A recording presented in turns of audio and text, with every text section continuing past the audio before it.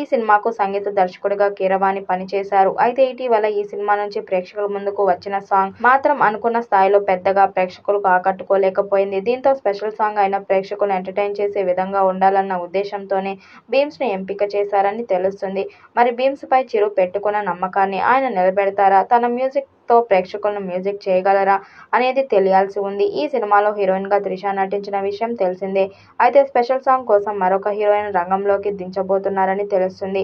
చాలా గ్యాప్ తర్వాత చిరంజీవి నటిస్తున్న socio fantasy adventure action movie ఇది. ఈ చిత్రంలో త్రిష హీరోయిన్ గా నటిస్తుండగా ఆషికా రంగనాథ్, కునాల్ కపూర్ కీలక పాత్రలు పోషిస్తున్నారు. స్పెషల్ సాంగ్ మినహా షూటింగ్ అంతా పూర్తయింది. అన్ని కుదిరితే ఆగస్టు నెలాఖరు లేదా సెప్టెంబర్ మొదటి వారంలో రిలీజ్ అయ్యే అవకాశం ఉంది. ఈ చిత్రం పాన్ ఇండియా స్థాయిలో విడుదల చేయడానికి సన్నాహాలు చేస్తున్నారు. మరి ఈ చిత్రం ఎలాంటి రికార్డ్స్ క్రియేట్ చేస్తుందో చూడాలి. ఈ వీడియోపై మీ అభిప్రాయాన్ని కామెంట్ బాక్స్ లో తెలియజేయండి. వీడియో నచ్చినట్టయితే లైక్ చేయండి, షేర్ చేయండి, కామెంట్ చేయండి. మరిన్ని అప్డేట్ కోసం మన ఛానల్ సబ్స్క్రైబ్ చేసుకోండి. నోటిఫికేషన్ కోసం పక్కనే ఉన్న గంట సింబల్ ని కొట్టండి.